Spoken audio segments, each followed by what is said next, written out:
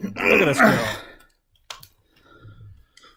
Oh, hello, everyone. Hello, My name is everybody. Josh. Welcome to the Chanarant Podcast. With me, as always, is my bearded co-host, Mr. Andy Fusco. That's me for now until I get cut out. How about to say, yeah, we'll be amazed if any of this works. I don't know if anyone's in the chat. If you could tell us in the chat, if you can hear us both, that would be super helpful. As many of you may know, you can review the show on iTunes, Podbean, Stitcher, etc. You can send us emails and voicemails. We play it on air. Like us on Facebook, Instagram, Twitter, or if you're Australian, Snapchat. Check out the Chanarant store at chanarant.com. And this episode of the Chanarant Podcast is brought to you by our patrons. Those wonderful people at patreon.com/Chanarant who give up $5 hard-earned a month to help us do this show. This nonsense. Last but not least, please invite and share it with your friends. Let's go. Well, it's been a day. You know what? You know what really pushes back my streaming schedule by about a half hour? What's that, Josh? Trying to do tech solutions and tech support remotely over Discord instead of like being able to just walk around the table and be like, just move, let me click things. Right. Now I feel for the Indians and what they have to deal with old people and computers. So now I understand. I'm about to say, you will never berate someone on telephone tech support ever again. I'm sure I will because I get angry very quickly. But hey, now that you've had to experience this, yeah, it was quite fun just pushing buttons and like, oh wait, it's working. Go. Like it's working. Wait, it stopped working. Like, and there's no rhyme or reason as to when it works and when it doesn't work. Yeah, it's ridiculous. Yeah, so, the likelihood of us buying a new streaming laptop grows more and more every day. We really, I mean, I don't know, just bite the bullet at this point. We'll see if the new year brings many new patrons that will help us. Yeah, that would help us. That would help us upgrade our stuff, for sure. And then you know, the way that I sell this to Fusco is always, could you imagine a world where all you have to do is sit down and start drinking and everything else works? This is why we need tech people, which is going to bring us into one of our topics today. But we'll talk about that. Yeah, that is. Yeah, we'll talk about that a bit. Hey, buddy, I haven't seen you in a while. How you been? You know, it's been pretty good. We had a couple weeks off, and I enjoyed it thoroughly. It was nice. Yeah, it's so weird because we had some time off, but we also still have like 17 episodes we have to finish editing because we didn't stop streaming. Like we did our vacation time weird to where we still were doing live shows, but we like weren't really editing episodes for the audio version of the podcast. Correct. We fuck those guys. They don't pay us anyway. Yeah, it's free for you, bitch. Why would we? Ironically enough, none of the patrons complained. Only the free people. Like, where the fuck are the episodes? Yeah. It's always the people that don't pay. They're like, I haven't seen an episode in like 72 hours. What's going on? Well, to be fair, we did get in this for the love of talking incessantly about ourselves. So this is true. Yeah, this is true. And the live show, live show is just a lot of fun. So we do have some episodes coming out. We've got the episode for my Dirty 30 birthday. I think that just came out. Just hit, yeah. Just came out. We had the episode with Cobra that live stream audiences may remember. That'll be coming out soon. And then Fusco, in true hero fashion, will be taking on the monumental task of editing the 6-hour shit show that was the big Grace Note goes up to the line with the Lady Pipers podcast. Correct.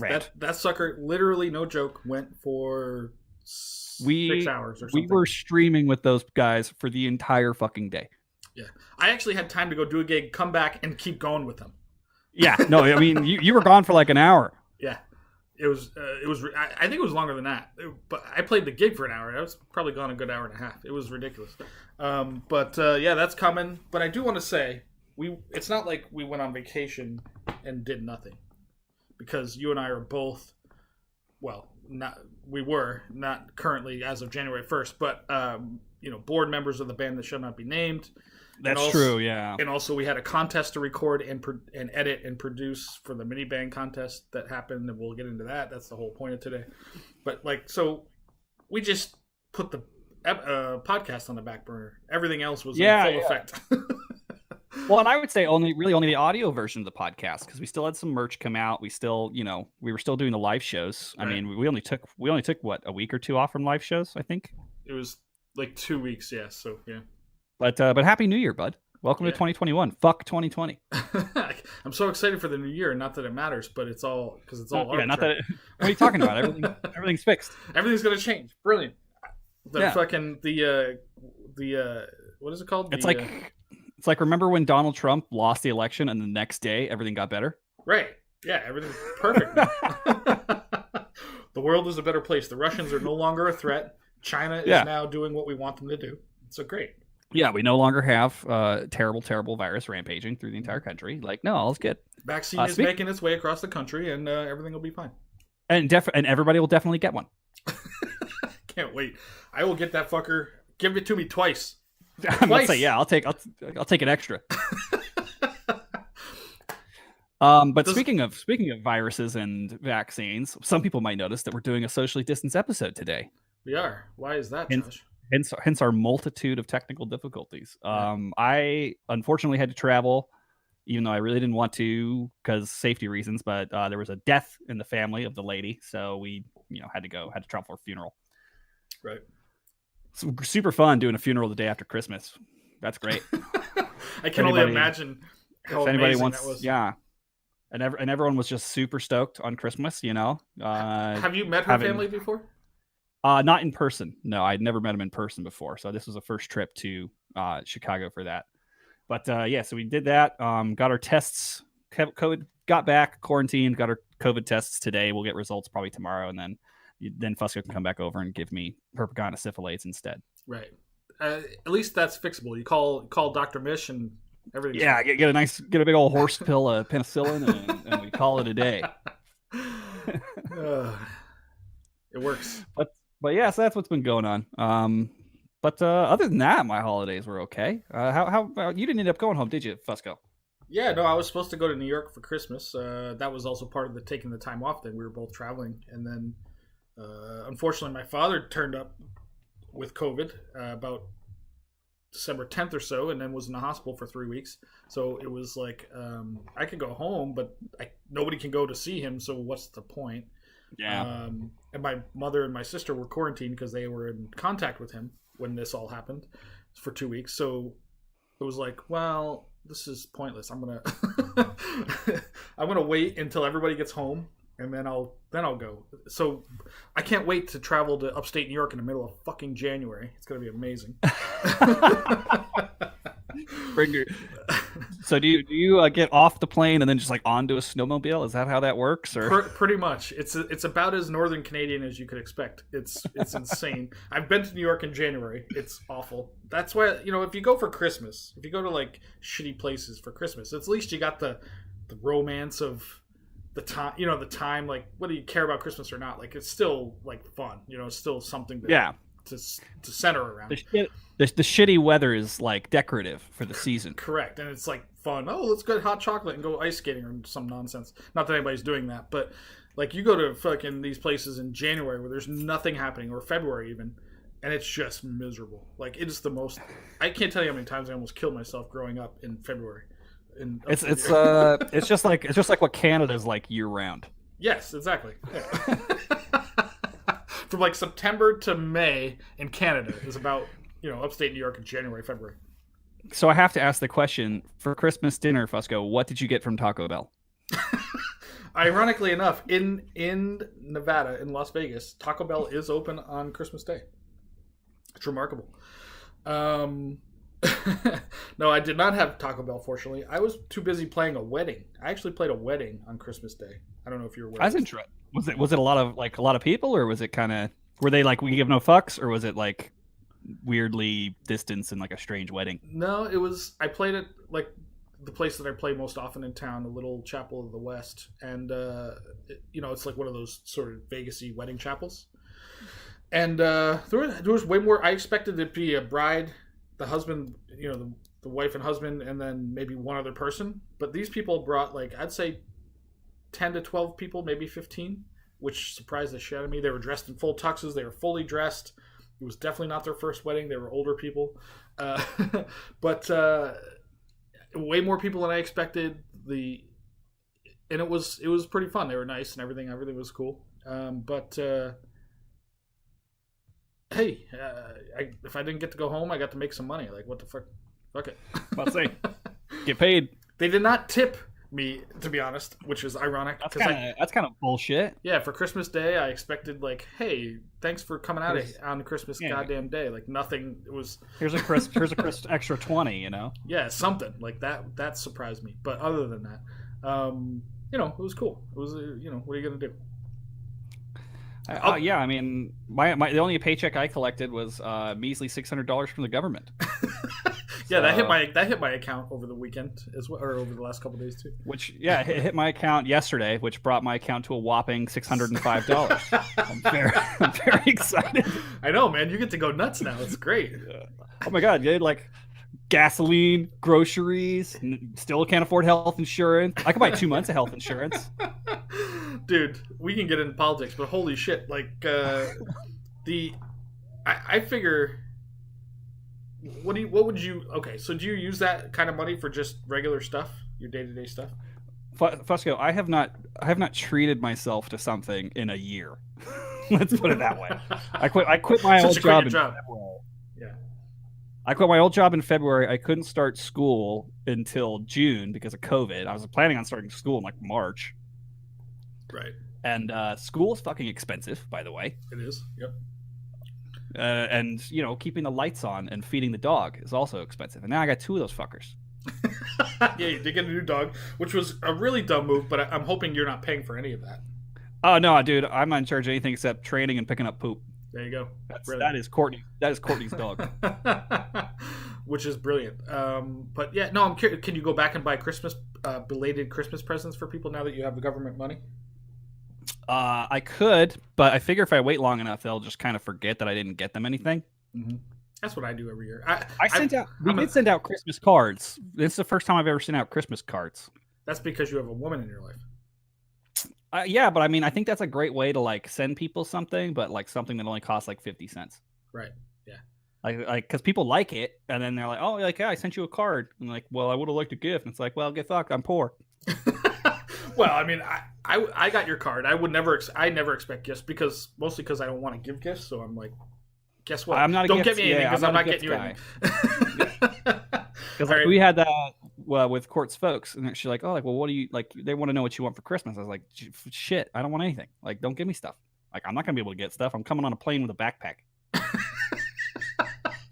Yeah. Like, if you really feel the urge, like, get a whiskey, maybe. Like, that'd be fine. Yeah, it's pretty easy. Alcohol is the greatest gift for, I mean, assuming you're not in recovery, but for any person ever, because you can always use more alcohol. Yeah. Like who doesn't like, even if it's not like particularly nice, like you give me a free $30 bottle of bourbon, it's still a free to me bottle of bourbon. I'm happy. Like, is there like, okay, so you've been to a wedding with an open bar and a wedding without an open bar. Like the greatest thing on the planet, for whatever reason, is the feeling of free alcohol. Like an open bar is the most amazing thing ever. And then you black out and you ruin the wedding. But that's not the point. The point is the free alcohol. You black out, you get double teamed by a couple bridesmaids, and then you move on. Yeah, and if only I remembered their names, I could put them on my list.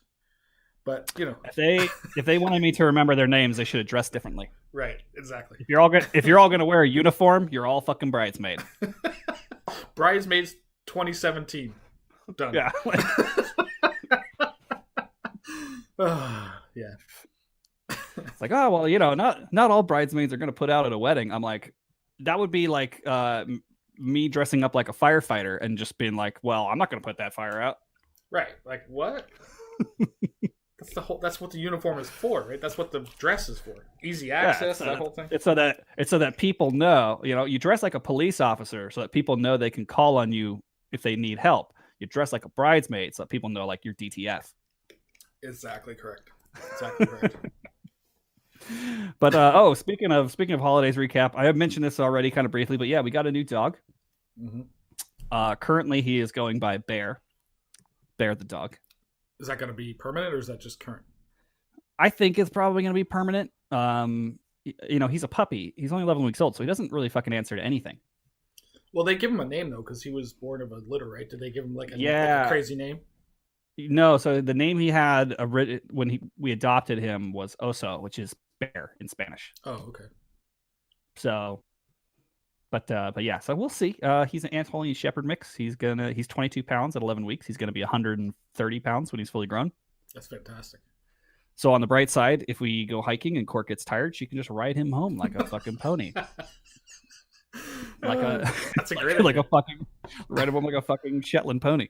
That's a great idea. I love it. I can't wait to meet this dog when you're COVID free. Yeah, well, yeah, I'll know tomorrow. Thank goodness. I gotta say this: what I did not expect, because one, I went to Chicago, but I didn't really go, right? Because I went from the airport to the folks' place to a funeral, back to the folks' place, and like was just washing my hands the entire time. Like my skin is brand new. Right. But I will say this: I love talking about how much better Nevada is than other places.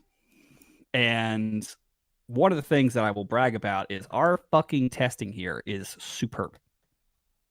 Because I've had to get like 20 of these fucking things. Mm-hmm. Between like interacting with my folks who are older, I have to get them. I have to have fresh COVID tests for when I go to the school for EMT school. So I got to have these things pretty regularly. I can drive 10 minutes to Cashman Field. I'm in and out. I've never been there more than a half hour. And I get texted results like usually in 24 hours, maybe a little longer. And it's fucking free. We may have to get into this after the fact, because I was looking into getting tested because I was going to have to fly, and that's the rules to go to New York. You have to get tested before you go. Yeah. And I tried to sign up online. No matter when I went, it was like always like full. You couldn't get in. Cashman Field, the ones the similar ones, the county health district, whatever it is. And then I drove over there, and it was like packed. I'm like, this is crazy. Like, how do you do this realistically? Like, so. Oh, dude. So it'll look packed. Like, I didn't have an appointment today. Court had one. I just walked in. Oh, really? Yeah. So it looks packed, but they're churning and fucking burning. Plowing them through. Okay. Oh yeah, man. Yeah, it's quick. I've never been there. Even when it looks pretty full, I've never been there more than a half hour. Was it drive-through? It's no. You drive up, park, you go into Cashman. It's like they have the whole interior of that warehouse where they used to do the gun shows. Mm-hmm. Yeah. That's all emptied out, and then it's just National Guard just fucking getting people through. Like, oh, okay. Now I know. It's a little quicker if you have an appointment, but it doesn't fucking matter. Yeah, I don't need an appointment because it's all, unless you're like a fireman, because Fireman Bill got tested recently. I'm Fusco's like a drum solo, man. You never know when he's coming. Like, fuck this shit. I'm just going to rip one right now. Which is also like my ass, which is amazing. But I will say this, while there were some technical difficulties in getting the socially distanced episode going, the fact that I don't have to smell you so far has been quite an upside. I can imagine. There are benefits. All that fancy equipment you got behind you is completely useless now that we figured out how to do this online, but that's all right. We'll sell it to the Pipecast or the Up to the Line guys, and they can maybe actually do something that sounds decent. Yeah, we'll sell it to Up to the Line. They can have a decent show. But I have a question. So I've been listening. Are we freeforming today? What are we doing? Because I've got stuff, but yeah, take your time, man. So I've been listening to. I want to give a shout out to the it's new-ish piping podcast called Drone On. Are you aware? Well, I know you're aware of this and what I'm about to say, but yeah, they're gonna have you and I both on in the next couple of months. But I've been listening to them lately just to figure out what the hell we're getting ourselves into when they asked us to come on. I'm like, what is this? And so because it's a buddy of ours. It's a fan of the show. Listener. Yeah, it's a guy, a Chanarant listener that started his own show. And I was listening to it. I've started from the beginning and listened to it. And they're short, which is helpful. And my first question is, shout out to James who does this, I believe. But what is the point of his podcast? I'm still trying to figure that out. Have you listened to any of it yet? No. I have about 7 episodes downloaded on my phone that I have not gone through yet. So because he when he messaged me, I started downloading them. I was like, I'll listen to these. I got to travel and shit. Yeah, and they're short. So instead, I watched Gemini Man on the plane, and let me tell you, wait, your time is better spent listening to the Drone On podcast than watching fucking Gemini Man. Gemini Man, isn't that with like? It's Will Wesley Smith Snipes? versus that Will one. Smith versus de-aged Will Smith. Oh, that one. Oh dear God. Yeah, no, I have no interest in anything Will Smith for the most part, but. Yeah, it's like sitting on a cactus. So what the reason I bring this up is one, his show is strangely fascinating, even though it's like very specific to his band and his people. But he's got a good way. I'll give him credit. He's got a good sort of way of talking, and the way he interviews people is very, very calming. He's got a very nice voice and all that. But what's interesting is the sound quality is terrible most of the time, at least in the beginning episodes. And I'm thinking, this is a good promotion for Discord, dude. Interview your people on Discord, because this thing fucking is amazing. Yeah, the audio bitrate's way better on Discord than it is, and the only reason we know this, because I get fucking questions. Apparently, I've become the goddamn de facto audio guy of the piping community. which if you saw the scramble of us trying to figure this shit out on a weekly basis, you would not be calling us. No, you wouldn't be calling us. But yeah, it's like I get people fucking weekly now sending me 2 or 3 people at least, like, hey, like I'm looking to record something like this, or hey, like I want to do a show, like what do I do? The only reason that we know half the shit we know is because we try everything when we're not live. We just try, yeah, we try every goddamn system. Because we were experimenting with Discord like 6 months ago, because we thought this might be a thing we had to do because of COVID. Right. And we're like, well, shit, we might have to do fucking stuff on Discord. Correct. Yep. So, for a couple drunk assholes, we plan ahead at least a little bit. I mean, and we're also like suckers for quality, but I mean, and we fuck it up sometimes, which is fine. But like trying different stuff, I think is what's important. He's got a lot of shit figured out that we haven't figured out yet, which I like, which is interesting. Except he just hasn't figured out how to bring his guests' audio up yet, which is really painful. But I'm about to say, has he figured out how to have a cohesive like strategy going into an episode instead of just winging it every fucking week and relying on that? It's a little winging it, I think, but he's got a set of questions he asks. And it's sort of freeform. I think he's doing it for his band. It's kind of like the girls down in Arizona. It's like, what's their intended audience? Probably just their own band. And hey, if anybody else listens, great. I think that's his intent, and maybe it'll turn into something. But the other thing is they're very Mormon-y. There's a lot of Mormon stuff going on there, and I'm thinking, why in God's name did he invite us onto his show? Like, does he know what's gonna happen? Because he really wants to practice his editing skills. Oh yeah, as Rab knows well. As Rab knows. I think his strategy was, though, like, have us separately, and maybe we'll be less offensive. Okay, I can see that. Yeah, I just think it's funny because, like, I remember. Although I will say this, to our credit, when we went on the Big Rab radio show, we kept it tight, despite being jet lagged, slightly drunk. We did, but also that was pre-Chanarant, so we weren't as crazy at the time. Right? I think it was always there. It was always just bubbling. It's definitely there. But like, you turn to certain, you go into a certain mode where you're like, all right, don't swear, and sometimes it still happens. And that's what I'm worried about. Like, I'm going to go on this guy's show and I'm going to try to tone it down, but it's still going to happen somewhere along the way. Well, it's not live, right? No, I don't think so. So who cares? Yeah, just fuck it.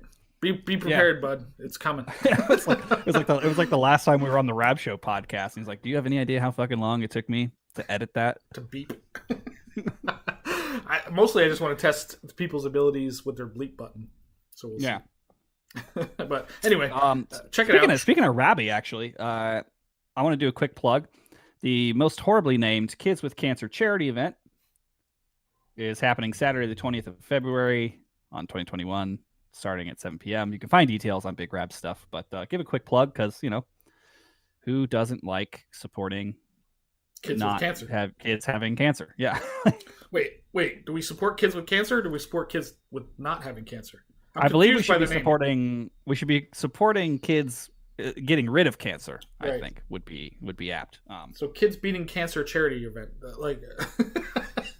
Kids Against Cancer. Kids Against Cancer. Like, Rab, anything would do. Anything. Or if it's all piping. My suggestion, because it's all piping, was I said, why don't they call it Kilts Against Cancer? There you go. There's an idea. Now we're talking. And I was shot down. And this is actually a funny story because who runs this organization? I need to know who it is.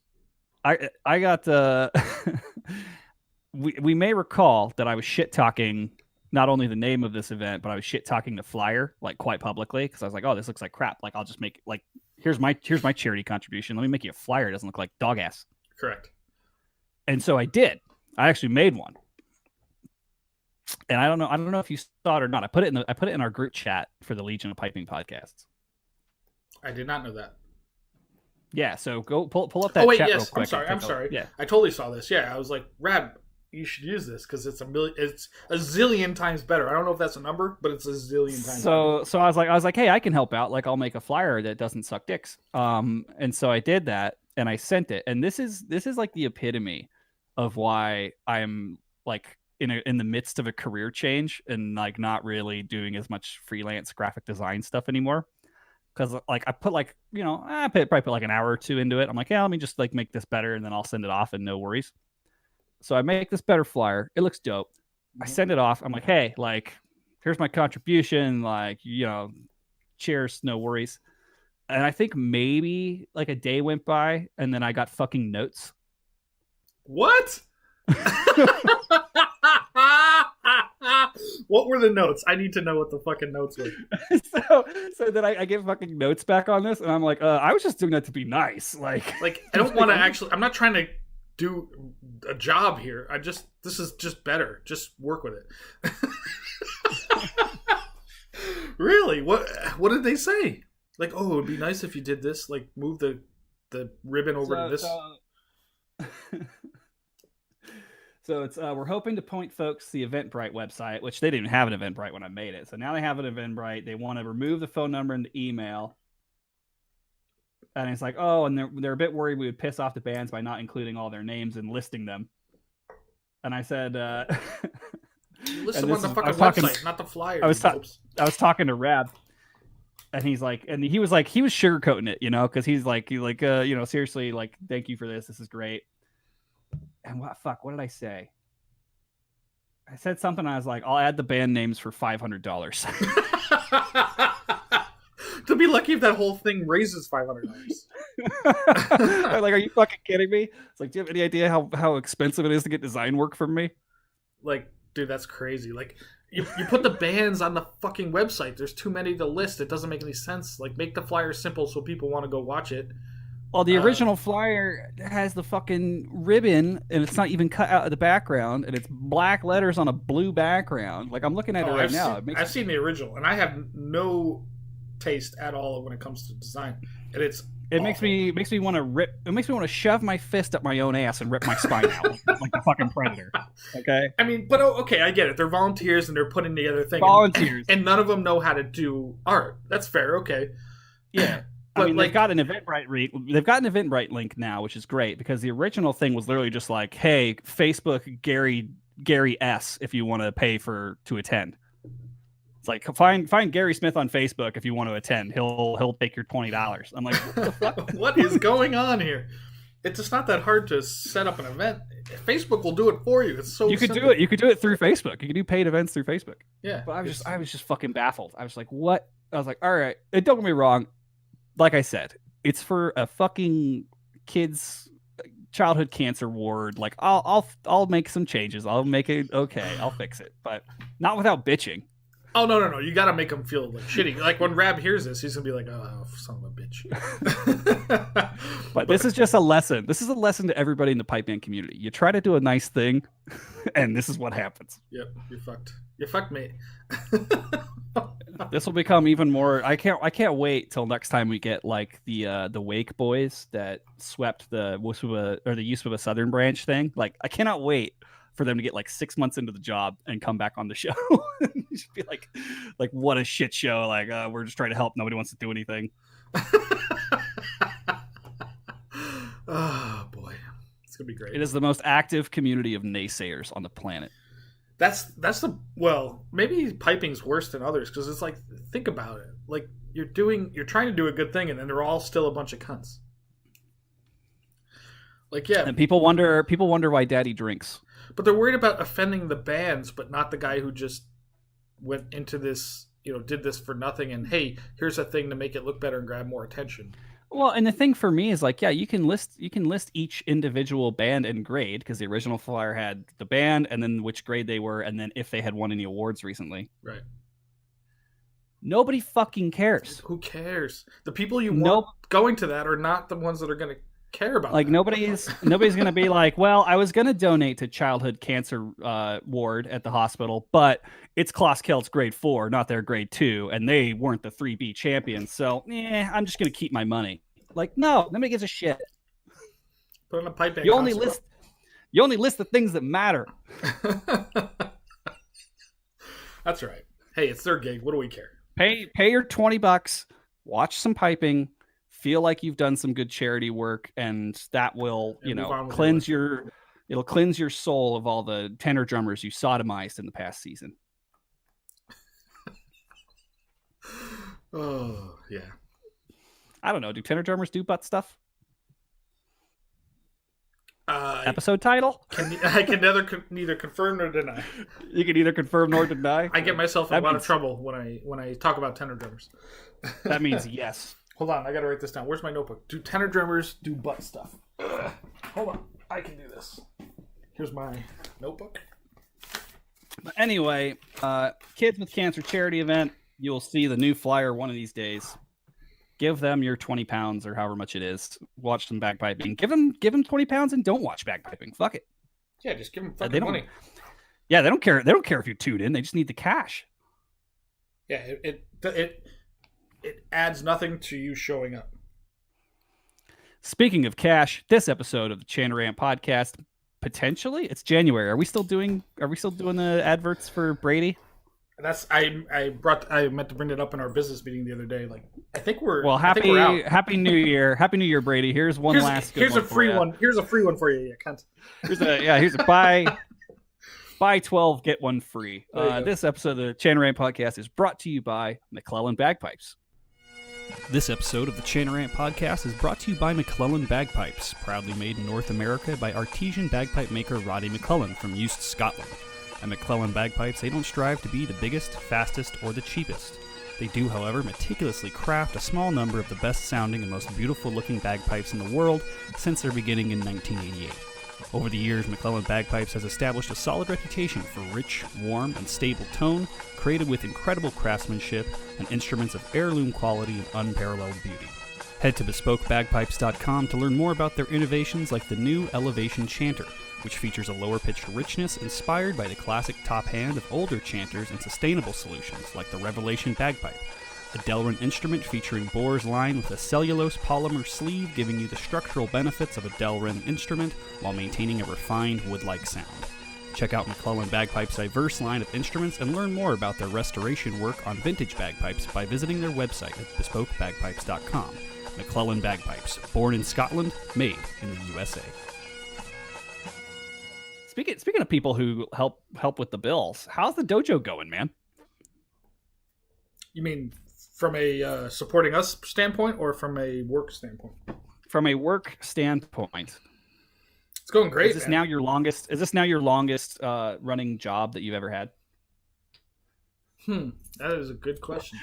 Working for the Pipers Dojo. Is this the longest you've been employed at the same company? No, I wouldn't say that. I think Wells Fargo was probably the longest still, but it's getting close. You were at Wells for a while, yeah. I'd say 5 years maybe. So it's getting close though.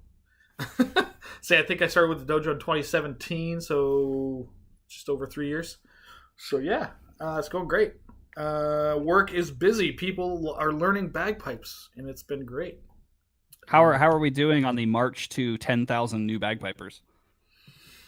I don't think he actually instilled that plan officially. He was looking into it and then went a different direction, which is now the freedom phase concept, which I assume he stole from something related to what do they call it, CrossFit or something? I don't know where he gets his ideas, but so we have this. Assuming most of them from Gary Vaynerchuk's Twitter feed. Could be. Could be a lot of that. But he has this whole new freedom phase thing where we're taking a slightly different angle to helping people to get what they need, not what they want, which we'll see how that goes. Yeah, people love that in piping education. That's why most of the students I worked with this year didn't come back. Right. They want to learn what they want to learn, and regardless of what the experts think. Which is why The influx. How soon? How soon will I play Amazing Grace on pipes? I need to know it by February. Like, fuck you. That has actually happened to me. Like, hey, I got 2 months to learn Amazing Grace on pipes. I bought a set of pipes. Like, huh. Well, I'll tell you what. You pay me $100 an hour for lessons, and I will. I'll get you there. I'll take the money. I'm not saying I'll get you there. I'll take the money. Give me $100 a lesson, and you can fiddly fucking squeak your way through the worst rendition of Amazing Grace ever. Yeah, or you can save yourself a lot of money and just hire me to do it in 2 months. Yeah, make it easier. Yeah, no, or you can do it yourself and play it so horribly that your loved one will want to die all over again. Correct. Yep, absolutely. Well, I promised my father I would play bagpipes 30 years ago at his funeral, and I decided to pick it up when he died. Like, oh. Yeah, I promised my father I would pay someone to play bagpipes at his funeral. Like, it's okay to have somebody else do it and have an actual good experience, you know? I mean, we've had that. Like, I remember even, God, how long ago was it? Like, maybe like 10 years ago? Because my aunt passed away and the band played. Oh. Yes, yeah, that's right. Okay. Yeah, my aunt, whose house I now reside in, she passed away, and I was like, I mean, I think I might have played a little bit, but people were like, oh, like, are you gonna play? Are you gonna play? And I was like, man, like, I'm part of the funeral. Right. Like, let's get people in here to play that don't know this lady. That's the way to go, man. Absolutely. I guess we all got to make our own mistakes. I've made that mistake, and I kind of sucked it up, but. And I think Graham has told stories, and I don't know if he's ever told them on the show, where he played for I believe it was his mother, and it was a big mistake. He should have just had somebody else do it, kind of thing. It's really hard to do when you play for somebody you know, or somebody that's important to you. It's a huge mistake, because it's emotional, and especially if you're a beginner anyway. Which is 90% of pipers are somewhere in the beginner to early intermediate phase. Yeah, it's like no, it's you're like gonna fuck it up. It's 90% beginners.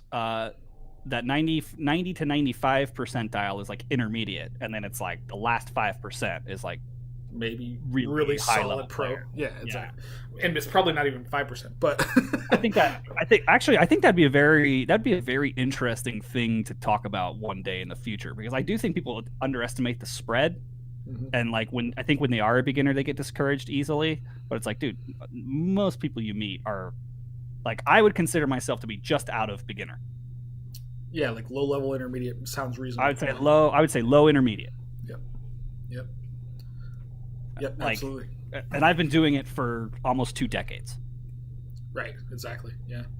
And the other thing that's funny, well, again, we've talked about this a million times, but dealing with dojo students or just students in general, I have lots of students, but like the psychology of like amping them up every so often is a big part of it, where you've got to keep in mind that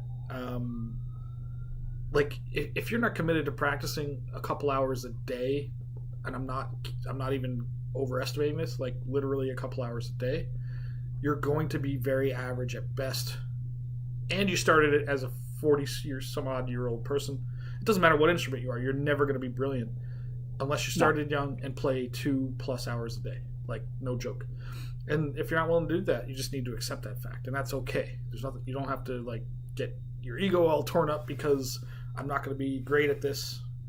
But you can still be pretty good, and you can still like have an impact on people if you focus on the right things, right? But if you just a solid parade player is still necessary, like absolutely. Like you need bedrock. Like if you can fucking play Scott and the Brave in time, I don't care if you take all the fucking embellishments out. If you play it in time with grace notes and blow decent tone, like that's useful. Like you can help reinforce the overall sound of a band. Yeah, but does human ego get by on useful? I don't know. I couldn't tell you. I would say probably not. Everybody wants to be a fucking star. And the utility player is incredibly, incredibly helpful to an organization. But everybody, it's American culture probably, and maybe other cultures aren't like this, I don't know. But American culture is very like, we're all entitled to be superstars in some effect, right? We've been taught that as probably a little bit and as a culture. So then, Yeah, but it's like not everybody can be the quarterback, bro. Like, correct. Somebody's got to be that fucking left guard, and guess what? Nobody knows that guy's name, except you know who does? The fucking quarterback. quarterback. You know what I mean? And sometimes you gotta. That's important. That's good enough, and that's you got to do that job too. You know. It's like I used to tell, back before I had the pleasure of you being the drummer in my band, my former drummer. I was like, dude, you are the goalie of rock and roll. Play your fucking position. Correct. Yep. Absolutely. like don't do anything weird. I need you to start on time, stop on time, look like you're having fun. Don't look like you want to kill yourself. Yeah, and limit mistakes. Limit mistakes. Which is ironic because that's exactly what you're supposed to do in a pipe band. Stuart Little says, best 3 tips. Start good, end good, no mistakes. All the rest, we can work around. Yeah. It's that simple. I mean, it's one of those things where it's like, dude, just play your position. Like, don't worry about it. It's important. Group effort. Yeah, it's about the team, not you fucking cunt. Don't worry. Don't worry. We have a bass player. You're still gonna get the third hottest chicks that show up. Correct. Like, you're not getting fourth tier. Yeah, the bass player is getting the fucking the whack ass. The bass player is getting the drummer's ex-girlfriend and or mom. Exactly. And by bass player we mean bass guitar, not bass drummer, because the bass drummer gets all the hottest chicks. Oh yeah. No, dude, why the fuck do you think I've been trying to quit pipes and make a full transition to bass drum? That might be the way to go. I'm good at carrying things. I've got room. I've got a big enough vehicle to carry a drum, and I could get as drunk as I want. Because how would I fuck that up? How? I've got 2 notes. I've got boom and boom. Yeah, left and right, and you don't really need the left so much. Yeah. Yeah. So anyway, I don't have to fucking rehamp everything. I don't have to fucking burn through $700 of reeds. Right. The band pays for all your equipment. Dude, my dream gig. I'm gonna be on fucking AR2 drumming tomorrow, taking my lessons with my $600 stimulus check. I can't wait. Hey, at least free plug for Cobra. At least one of our people are going to get the extra benefit of the COVID relief fund or whatever the fuck it's called. Oh, that's great. I'm glad my government thinks I can live on 50 cents a day. That's super great. Yeah, things are about to get real bad here in Vegas post Christmas. So we shall see. Government issues $600 stimulus checks to entire country. Raises price of firearms to $601. Your average Glock handgun is somewhere in the if you include ammo, because you're going to need some of that, otherwise it's useless. $450 to $600, right? So, hey, look on the bright side, guys. Pro tip: save $200, get a Springfield XD, just as good. Well, not as good, but works. Is it really? As long as it works. It works. I've shot a few of those. They work fine. I don't like them as much as I like the Glock, but yeah, the Springfield. At least if it doesn't work, you can throw it at them. You know. Yeah. You can just beat them to death with it. Yeah, because the Glock is like 90% plastic. So, well, maybe not 90%, but so yeah, buy guns, people, or musical equipment. Go out and take your $600 and no, you can't. Don't buy Pakistani pipes. Don't do that. I say take your $600 and subscribe to some OnlyFans accounts. Support your local hooters. I can give some recommendations for OnlyFans if you don't be stingy going on Pornhub for free. Like, there's people in your community, especially in our community in Vegas, who they feed their pets by posting their titties online. So you gotta consider them. Mm-hmm. Absolutely. There's a lot of people on Cameo and OnlyFans right now. Yeah. If you're gonna watch someone shoot a ping pong ball out of their ass into Fusco's mouth, do it. Pay to do it. Like, support someone. Yeah, support local art. I see you doing it for free.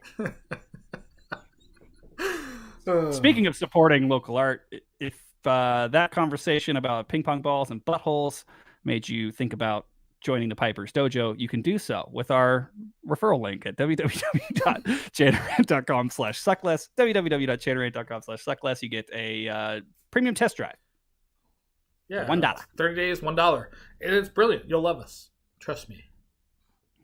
And that does convert, man. I've seen a lot of people go through and once they sample it, they're in. Once they have a little snort of that Piper's Dojo goodness. just like a drug dealer, Andrew Douglas, the drug dealer of the pipe band world. How do we still have this affiliation? I have no idea, because he doesn't listen to the show. He just trusts. That's true. He doesn't. He only listens. He only listens when he's on. He looks at the numbers. The other thing I wanted to plug real quick is the Rant email, which is coming back hard in 2021. We did a little beta test at the end of the year last year. People seem to like it.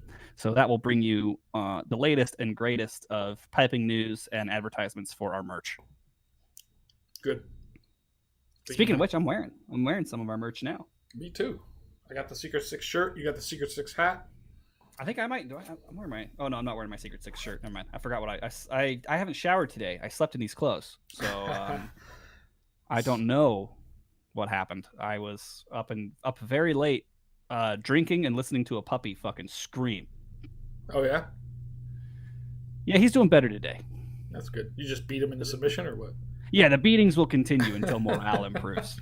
Perfect. I like it. No, he's fine. He got a little overtired, but he's getting acclimated, so he's doing better. He's doing surprisingly well for how young he is, which means I just can't wait to figure out what he's torn up that I haven't found yet. Hey, I have a suggestion. Let's take a moment, take a break here. I'm out of beer, so I gotta go to the fridge.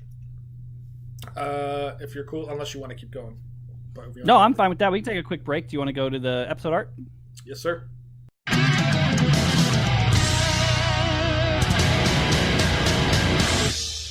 And we're back.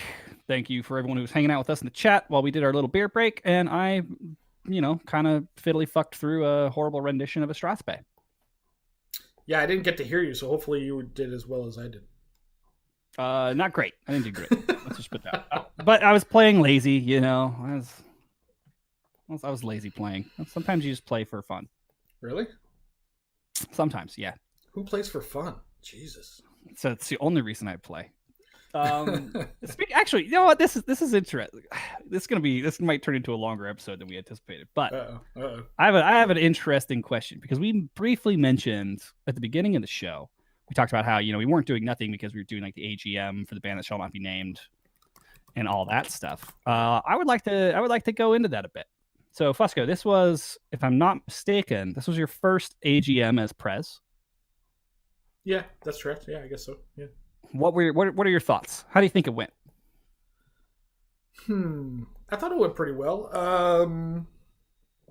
We planned it a week in advance, which was helpful, and you put together a slideshow, slide presentation for all the various officers' presentations. So that part went pretty smoothly. We just got enough people to show up to actually be able to vote technically correctly. But I thought overall it went pretty good, considering people seemed energized after the fact. Of course, I think next functionally it was very smooth. Yes, correct. And you could tell it was a meeting that was run by people who hate disorganized meetings. That's true. Yep. Because it was. I mean, the current board of the band is a lot of people who have other shit to do. Correct. So we really don't fiddly fuck around on our meetings hardly at all. Like, we go in with an agenda, we knock out points. If we still socialize a bit, and but we do a lot of that more at the end. Right. Or in the hour we're waiting for Babs to show up. Correct. Because she's always horrendously late. But yeah, I thought functionally it was very smooth. I thought the reaction, at least my interpretation of the reaction from the members of said band, was what's less than apathetic? Like, what's the term you would use for. I mean, I know what I would normally say. I would say panda syndrome.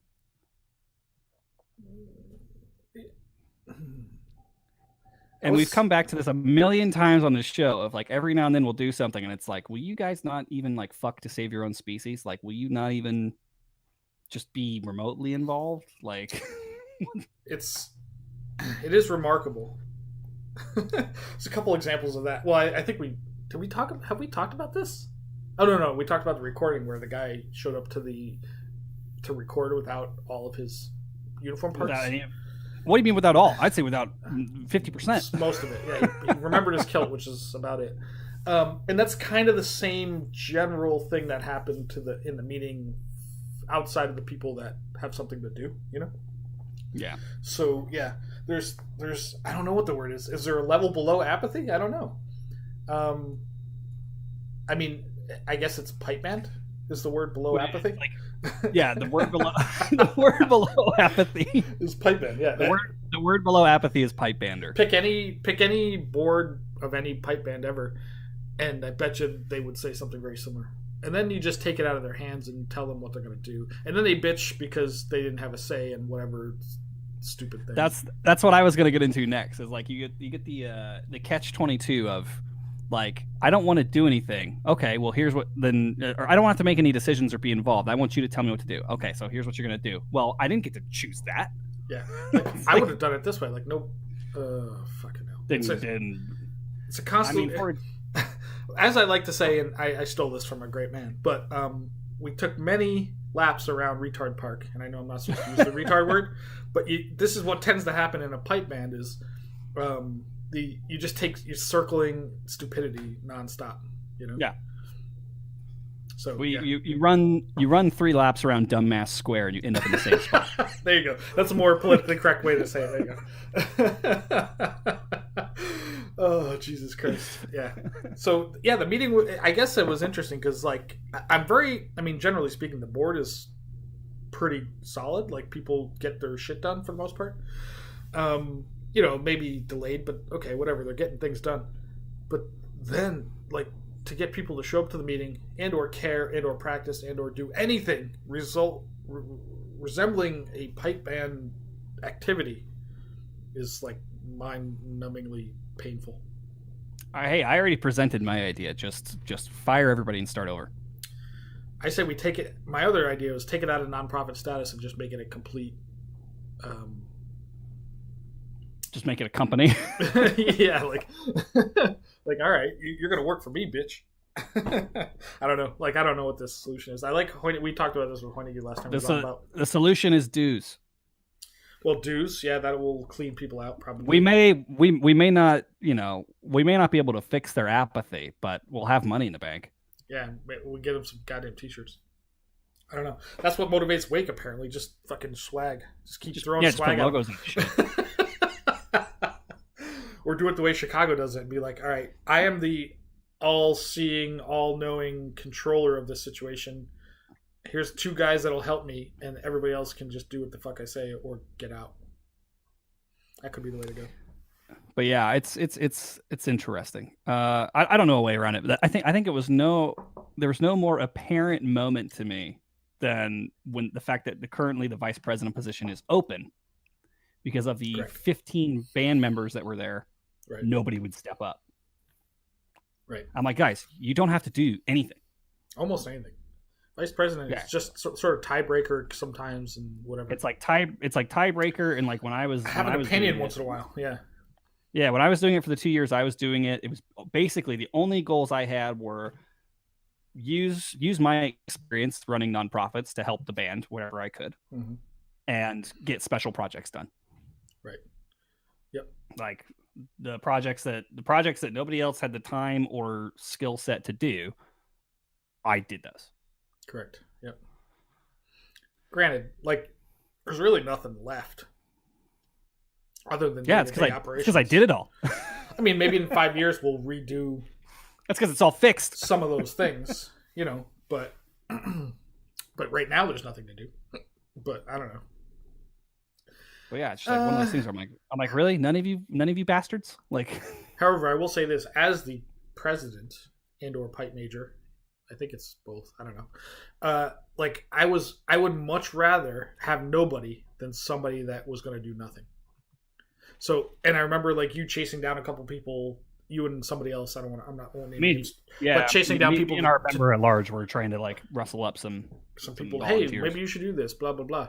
And the whole time I'm thinking like, I'm just going to have to chase them and be aggravated because they're not going to show up. They're going to forget.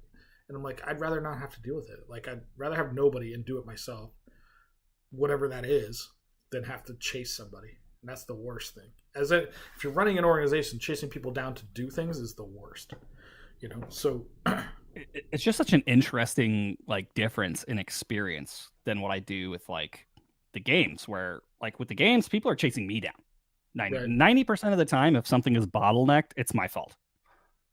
Right. Because someone's doing something and they've taken it 90% of the way, and it just needs that last 10% of polish and Josh McEachern magic before it can like go out. Right. And I'm just, impossible to get a hold of intentionally. So well, you got to make yourself scarce so it seems like you're an important person or something. I don't know. I tell people, and it's so funny because I get volunteers and chair people and like even the board members of the games, and they're like, well, I feel bad because I'm just bugging the shit out of you. I'm calling you, I'm texting you, I'm emailing. I was like, no, don't feel bad. Do it. Like if you don't, Fusco could tell you this. If you don't bug the ever-loving shit out of me, I'm not going to get to you. Right. So I don't take it personally. It doesn't bother me.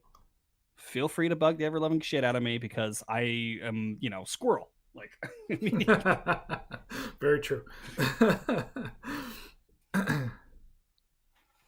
Yep. I'm like, what do you mean you need revisions on the flyer? I'm rebuilding the fucking distributor on my truck today. Like, what?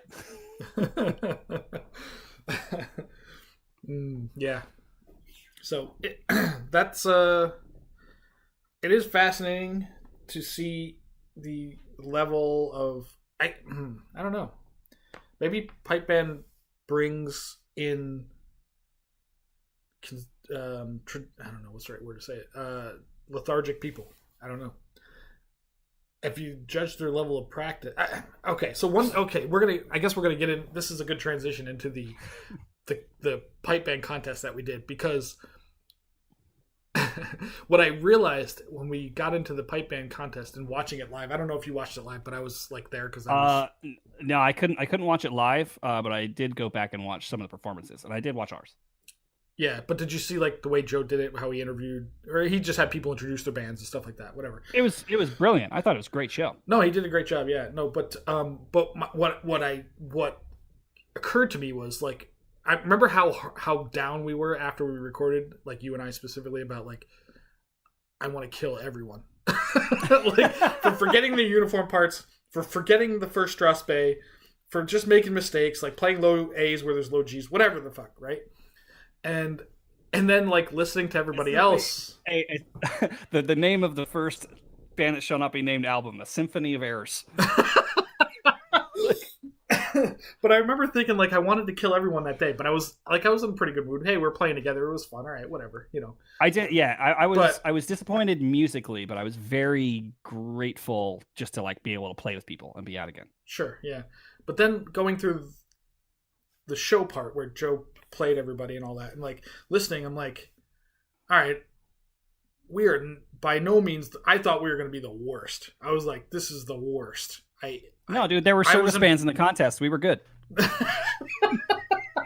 Well, they had a whole service band section, but that's not the point. Like even in grade 4, like obviously we didn't come in last, and we didn't even have a bass drummer. So I'm like, all right, maybe we're not as bad as I think we are.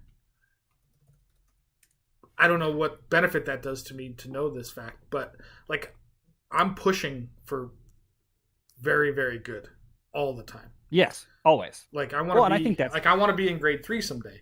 And it's been 12 years of me wanting to be in grade 3, and we're not even close. But like my perspective of where everybody's at is maybe skewed in the wrong direction, and maybe in the right direction because you're trying to improve, but also in the way hard on people direction as well.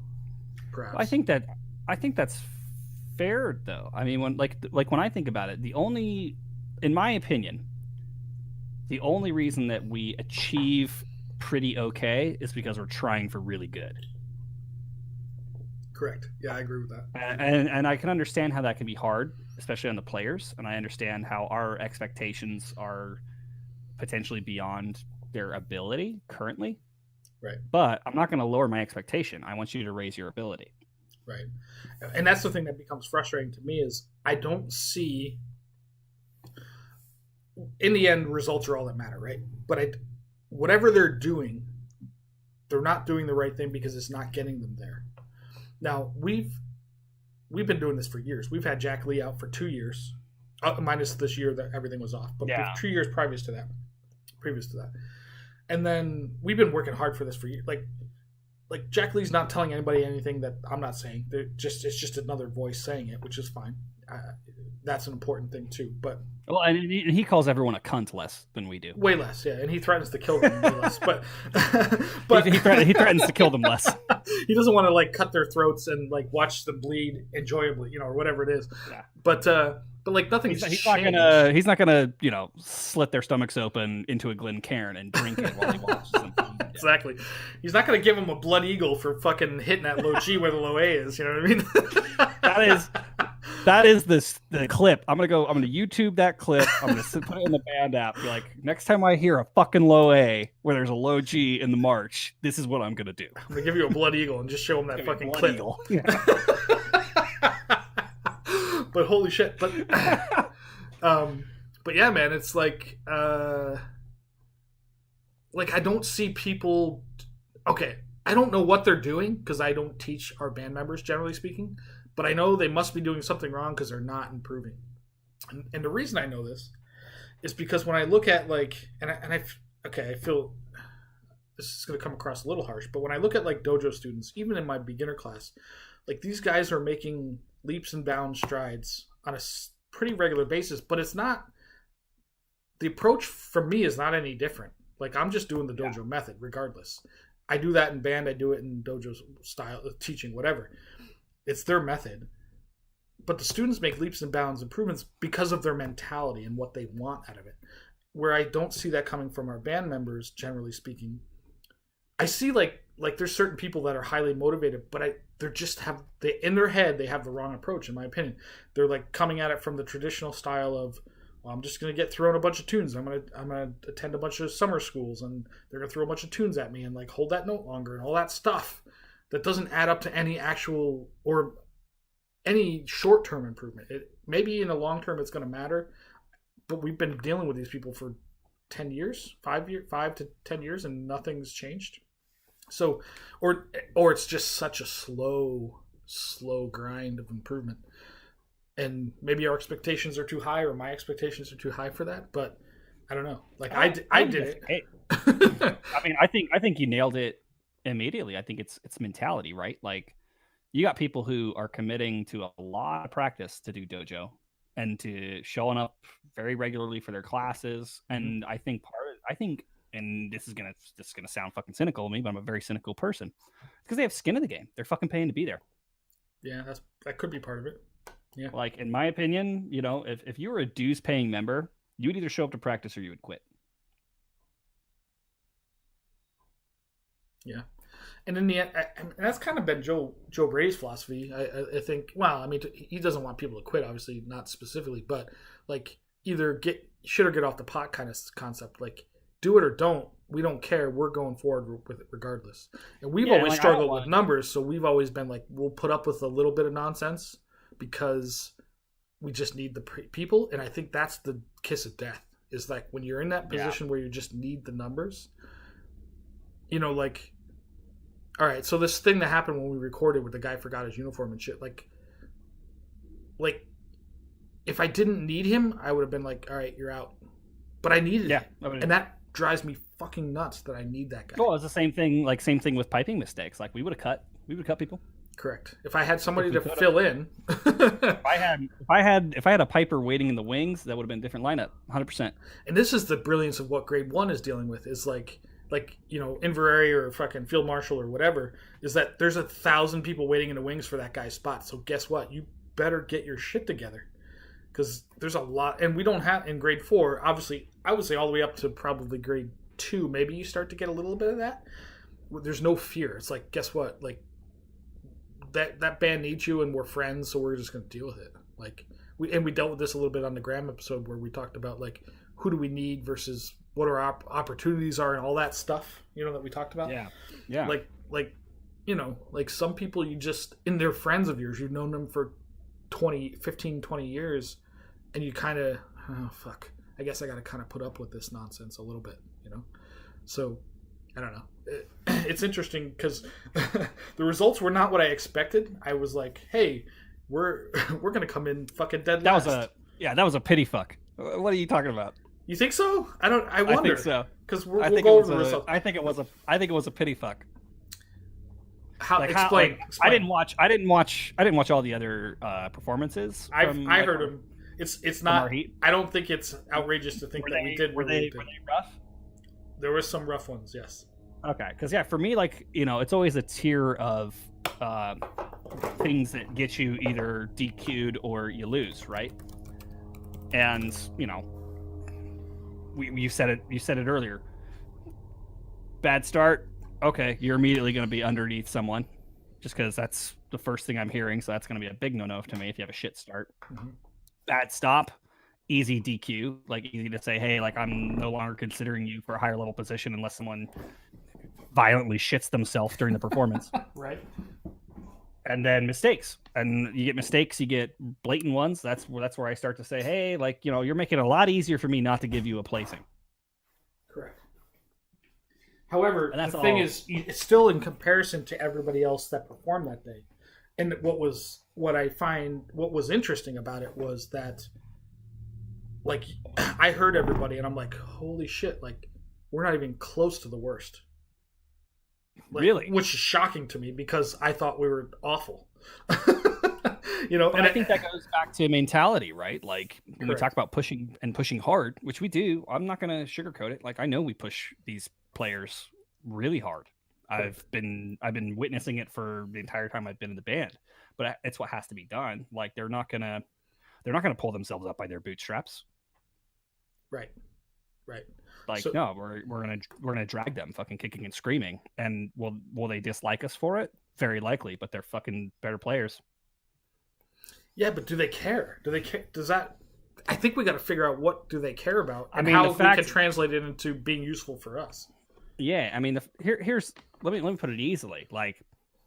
When we show up to play a gig or a practice or a performance, people line up, get their shit together, pay attention, put their pipes together, get them warmed up when you start playing, put them down when you're not playing, and we're generally pretty fucking close to each other.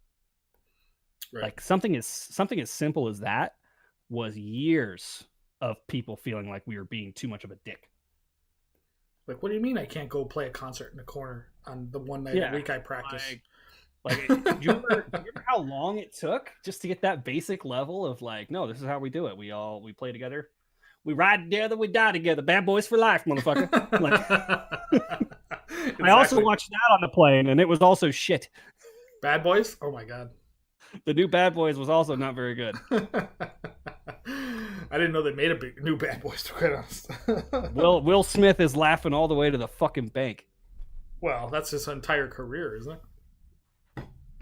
Much like Wake and District, he's laughing his way to the bank. Or Joe Brady. Just like MacLellan Bagpipes. Mrs. Brady, which is, by the way, Joe Brady is Mrs. Brady. Every time I say Mrs. Brady, I mean Joe. I thought it was funny because I sent him a card. I sent him a holiday card. Mm-hmm. And I don't know if you saw the photo that he posted, but I addressed it Dr. Brady and husband. I saw it. Yep. Oh, that's great. And then on Graham's, I put Graham, air quotes, Hillary Gunyon. I'm sure he loved it. Yeah, no, I saw the Joe Brady one. You know what Joe Brady thinks about that? He's like laughing all the way to the bank. All the way to the bank. He's like, look at the plantation I live on. Yeah, let's say, look at my. He's like, I live in the big house, bitch. Yeah, I've got 221 square feet in my place, and Joe's got a fucking plantation. He's got people. I'm not going to say who, but he's got people working for him. Like it's like I live in the big house. I don't live in the servants' quarters. Oh fuck! Oh, this is where we lose all our sponsorships. Institutional racism. It's not our fault, people. It was taught to us down through generations. Yeah, we didn't do it. So this is kind of a segue. So we did the weight contest. That's what we've been kind of talking about. Yeah. The litmus test, the pH test of what's been going on with the band during the pandemic was we participated in the Waken District mini band online solo world premiere champion. I don't know what the fuck they call it. Mini bands. I don't know. I forget. Band ready. Something. Band ready premiere world pipe pod band cast up to the line with a bunch of cunts. Who knows? And it was good fun. I think we did like 3 practices and then we played it. And it was we just did the MSR because I can only imagine what would have happened if we tried to do the fucking medley. We didn't even attempt it. It was like, I'll give the other bands credit because we didn't even attempt it. Yeah, bullets are too expensive for us to have attempted the medley. We didn't have it a year ago. Like, let's say, hey, guess what? The MSR is going to be different. Yeah, all next year, like everything changes. That first fucking Strass bait is gone. Oh yeah, it's over, Johnny. It's over. 2 years listening to that tune being butchered. Yep. Like it's not even that hard to tune. Yeah, it's got some cross noise problems, but I think it's just deceptively simple. And yeah, I'm tired of trying to fix the broken leg on that horse. I'm just gonna shoot it. Yeah, let's just shoot that horse. It's over. It was a good idea. It was a good theory. It just didn't work out. Hey, I'll keep it in my mental repertoire. Great tune. Yeah. Yeah, it's fine. It's Fred Morrison, so everybody loves Fred Morrison. So So we did the contest, and it was judged by playing for sheets. And so, Fusco, you mentioned earlier that you were kind of surprised at us not necessarily outrunning the bear, but potentially outrunning some of our fellow campers. Correct. That's a good way to put it for sure. So we can go over some of the results or some of the comments that they made. Yeah, I'd like to get some of your feedback, because I will say this: as much shit as I like to give Cami, looking over these sheets that we got from Play for Sheets, website redacted until they pay us. Exactly. These are actually, I think this is a really good way to set this up. I mean, it's graphically horrible, but the insight is great, and I think that we talked about this a little bit before the show. I think there's like a real opportunity here of having more detailed assessment of playing because they have more time and they can rewatch it if they need to.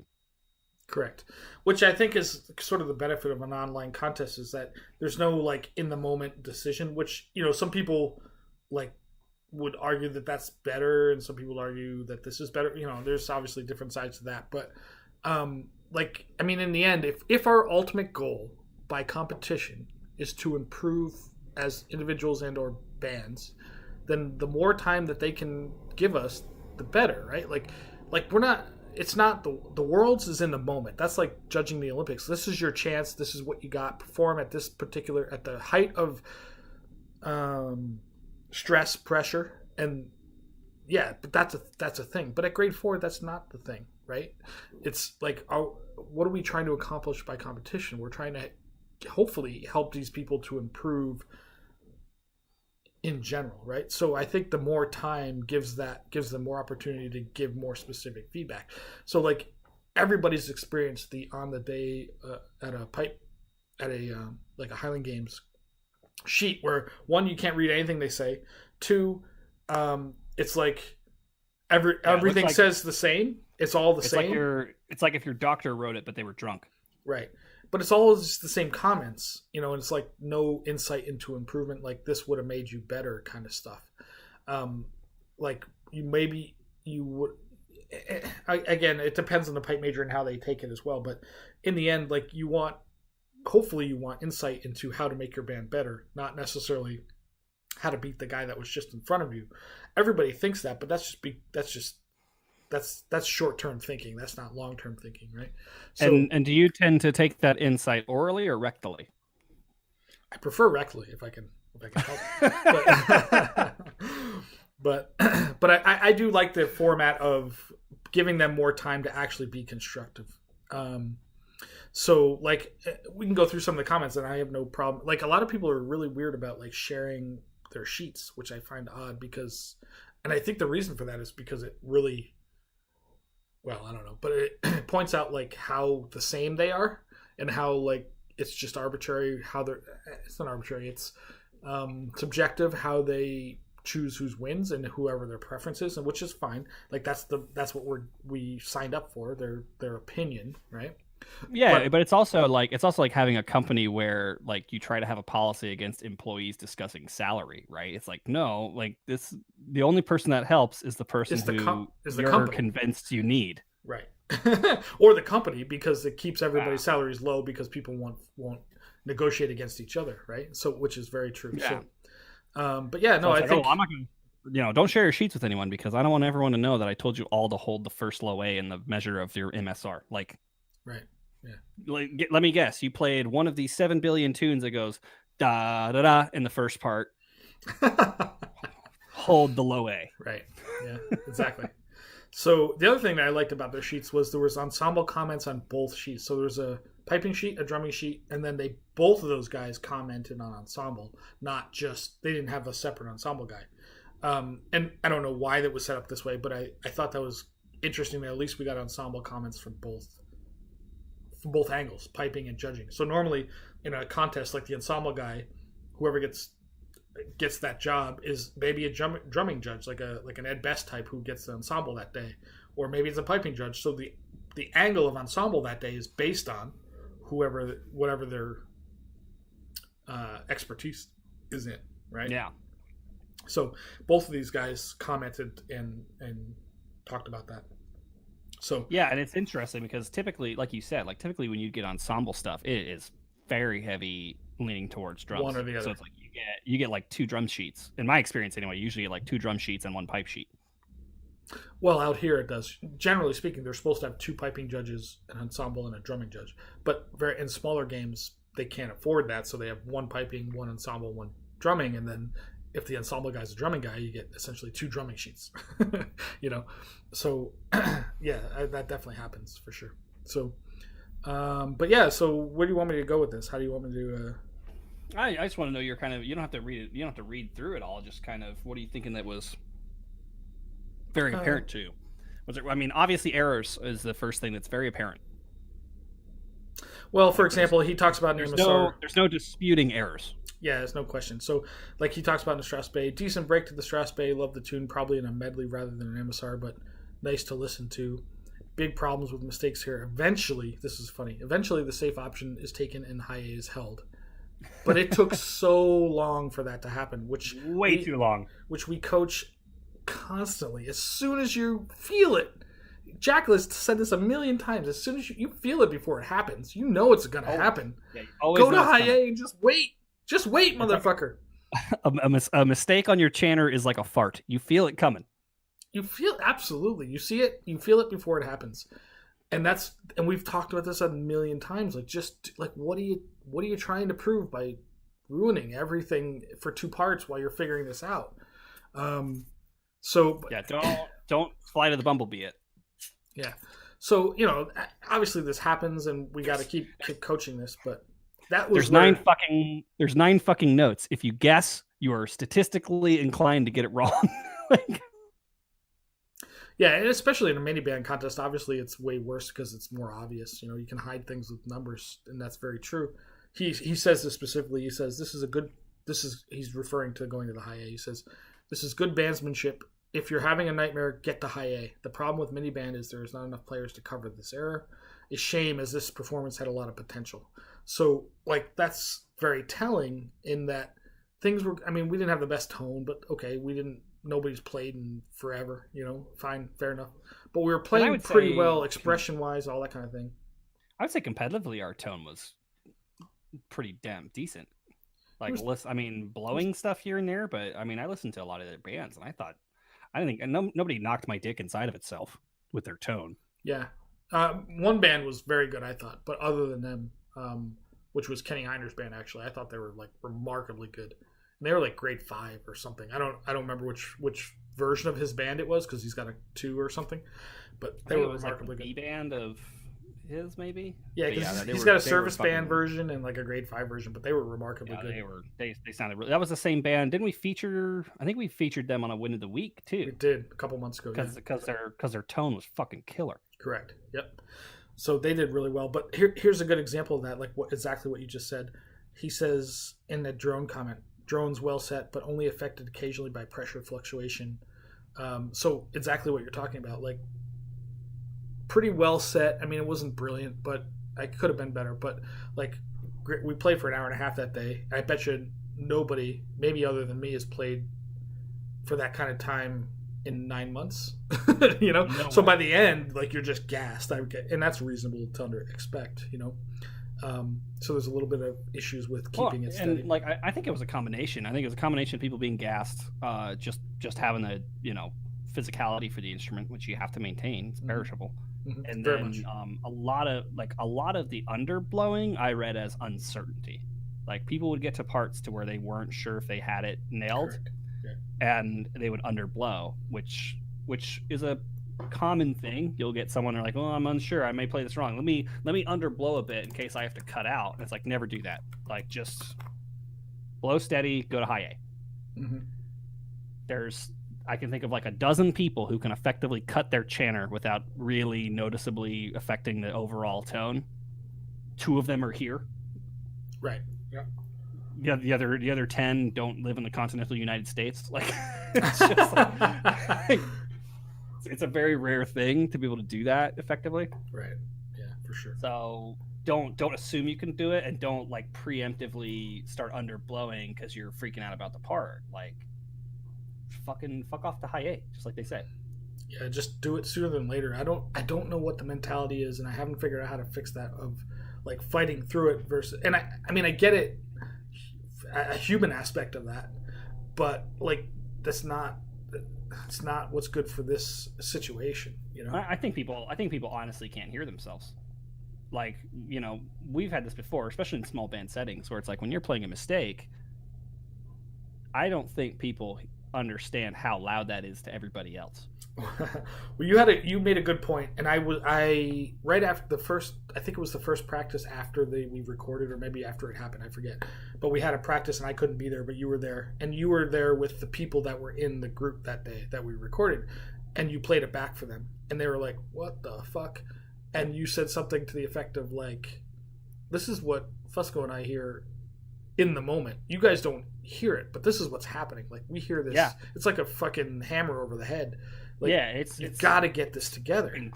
Incredibly blatant, and I think that was like a revelation for them. It was like, guys, we've told you before, record yourself playing, play it back, listen to it. You can fucking delete it afterwards. I don't give a shit. Like, yeah, nobody ever has to hear it other than you. But you need to start understanding what you sound like. Right. And the only way to do, you're not going to get it in the moment because you're freaking out about 100 different fucking things. Yep. Am I standing in the right place? Do I have to poop? Have I had too many beers? Do I know the Strathspey Bay?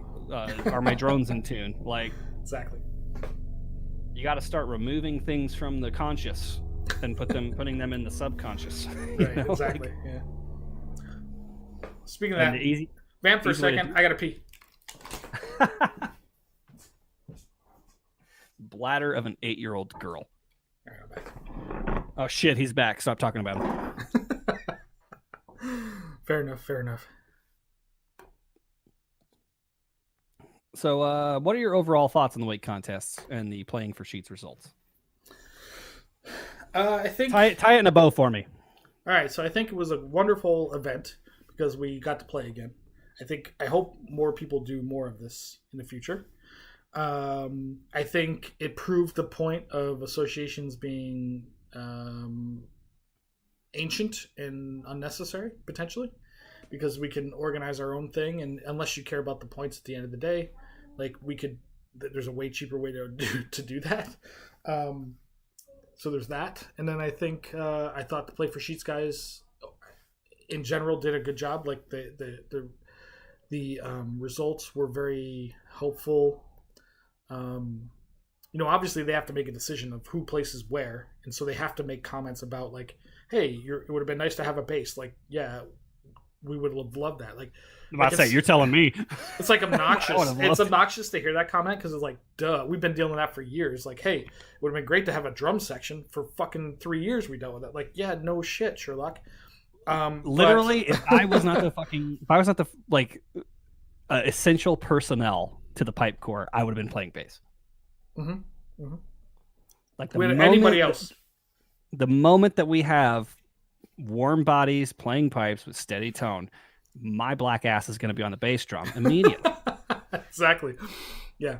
But I thought they did a good job. It's nice to see good comment. And I've seen this with the online solo contest as well. These guys have lots of time to give you really good feedback. Really good feedback. So, like, things that could be improved, things that, like, gives you a clue, like, oh, okay, now we know where to focus on. Oh, the Strauss bass, we knew this. But sometimes you got to point it out to the players that just become tone deaf to the pipe major or the drum sergeant saying this. You know? So, hey, Blair Brown says, you know, the Strauss Bay isn't that good and the dynamics aren't that good. So, like, okay, we really got to focus on that. Oh, by the way, your tuning isn't, you got to bring the pitch of the snares up. Oh, well, I like the old school style. Like, nobody gives a fuck. What we care about is what the judge thinks because that's what we're trying to be better at. Now, that doesn't mean they're be-all, end-all and music is right or wrong, but this is what our audience is for this moment. Know your audience, play to them because that's what we're trying to do. We're not trying to... I'm not trying to change the game. Let the fucking Inverray change the game. Like, I just want to have our players be better than they were the day before, you know, and this kind of thing helps encourage that. And I hopefully more people do this sort of thing. It's a fucking absolute 100% accomplished proof of concept on doing the online mini band, in my opinion. Like, I think that they nailed it. And I do think that, you know, it's one of those things where we've talked about this with Joe 100 times of like, hey, if, you know, we'll just do it ourselves. We want to get together. We want to play. We want to get critiqued. We want to know what we're doing right, what we're doing wrong. Like, that's just it. Right. Because we're fucking musicians, and that's what we do. We critique everything. Fuck, dude. We critique the placement of logos on fucking shirts. We critique everything. Well, we are assholes, so we do these things. Yes. Yeah, like... You get a bunch of fucking type A's and you give them music, you give them instruments, and this is what fucking happens. Right, exactly. Yeah. So, kind of going into that, that leads into our next bit. 2021 season, man. What are you thinking? I think we're going to see a lot more of this kind of stuff.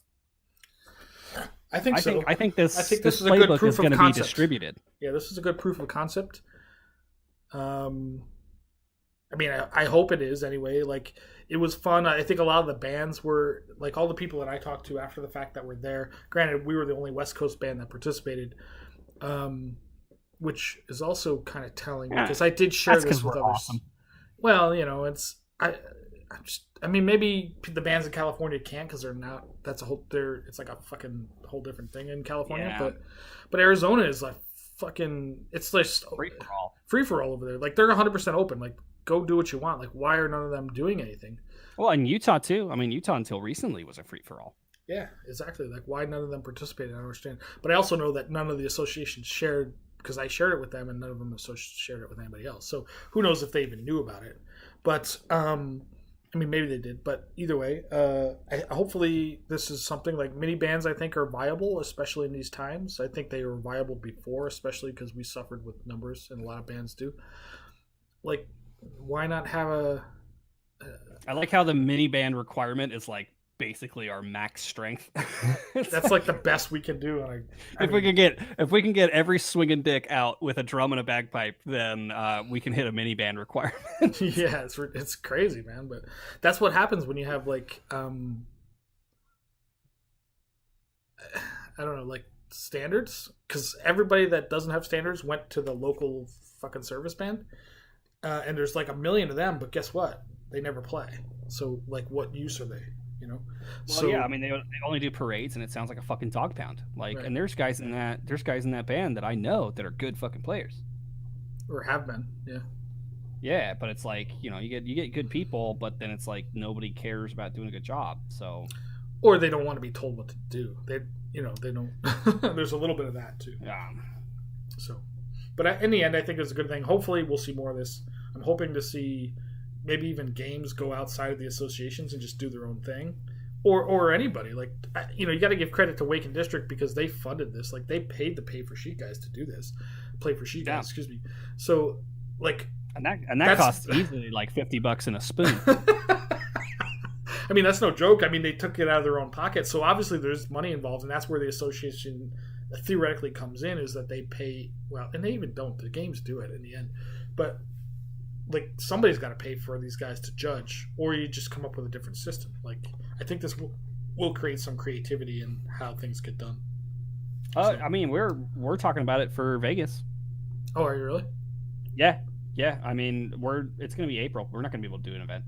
Yeah, it doesn't look like it. I heard, you know, we heard that Phoenix was going to try to do a Highland Games, and just like December 20th, they posted a letter that, all right, we're canceling, we're not doing it. So yeah, Woodland did too. Like, Woodland canceled. They're like, we can't confirm that we'll be able to do this. Yeah. And I mean, here's the thing: if I thought I was going to be able to do an event in April of 2021, the work would have started in October. Correct. Yeah, you'd be so far behind at this point. It's a moving target, you know. So we're talking, and like my pitch was exactly what you said. Like, I was like, hey, we'll do an online piping contest, get our piping sorted out, and then towards the end of the year, when we're probably more open and we don't have to worry as much, we're going to look at doing something that's just athletics focused. Right. Yeah. And I mean, and it sucks for the fucking vendors, but you know, I can't set myself on fire to keep them warm. That's just, yeah, it's not your job to provide economy for them. They're on their own, you know. So, but and then of course, as soon as I like talked about that, everyone's like, well, what are you gonna do for the dancers? I don't fucking know. Fucking pitch me something. Like, yeah, give me an idea, because I know nothing about dancing. Like, give me a I don't know anything about dance. Pitch me an idea. I'm not opposed to anything. Like, how do you do it reasonably? Dude, you think the fucking piping associations are a pain in the ass? Try dealing with the fucking Highland Dance Associations. Oh, of course. It's all women. It's a giant pain in the ass. I wouldn't want nothing to do with that. It's all chicks, and they're all synced up. They're all in the same fucking cycle. Jesus Christ, I want no part of that goddamn nonsense. Like, dude, trust me, I love our local Highland dance people because they have insulated me from the bullshit of like the larger dance association stuff. Like, they are my heroes. Even when they're being a pain in the ass, I'm just like, oh, thank God I have you, so that I don't have to fucking deal with the people you're dealing with. Well, at least you're only getting one pain in the ass instead of like 20. I'm grateful to be insulated from that somewhat by the very hard work of some local dance people who volunteer for the games. Right, exactly. Because otherwise, you wouldn't fucking have Highland Dance. No, yeah, like, we're cutting like it. The seventh time they pissed me off, I just be like, you know what? Shut it down. I can't only imagine. But that's how everything works at that event. Like, you know, a lot of it is, thank God we have really hardworking volunteers that are dealing with people before they get to my level of like, why are you talking to me? Right. Because I'll be an asshole. I don't give a shit. Right. I got to get stuff done. It doesn't matter. You'd be like that guy Brian at the library dealing with fucking the fairy godmother. Oh, fuck me. I got my ear chewed off for that comment, by the way. Oh, I know. We haven't brought that up in a while, but I'm well aware. I have not spoken to her since that episode. That was like 2 years ago. I got fucking reamed over that at the Havasu gig. Yes. You saw her after me. I've not seen her since. But the point being, listen, sometimes you're being a pain in the ass. Like, I get it. But my job was to look like a hero to the performers, because that's, like, I asked them to play or dance or sing or whatever the fuck they do. So when the fucking library text is like, oh, blah, blah, blah, blah, like, you know, I'm going to defend the performers. Like, I don't give a fuck. Make it happen, Captain. That's the move. Yeah. Your job is to make what we want happen. Unless make daddy smile. You know what? She wants the goddamn piano open. Figure it out. Yeah. Open. It's a community library. It's not the fucking Albert Symphony Hall. Like, right. Those guys would have figured it out, because they're obviously where they are for a reason. They're at the Albert Hall for a reason. Hey man, I ran a fucking event sound tech department for 2 years. That was my job when I was in college. Everybody knew. It's just okay. I need this. Okay. Do you know how you're gonna do it? Nope. I'm figure it out. Yeah, just say okay. Bring it to me. We'll figure it out. If we don't, then we'll go back. But don't say fucking no right out of the gate. Nah. Don't have your first response be no. Mm-hmm. Because you want to sit on your ass and eat fucking M&Ms. Imagine if Mrs. Brady's first response was no. Imagine where it would I'm be. I'm assuming the first three were. Imagine where the pipe band world would be. And then he just wore her down over time. He did the Fusco method. Wear her down. Just be there, man. Be there behind her when she's at her lowest moment. She was like, I don't think I want to have 17 cats.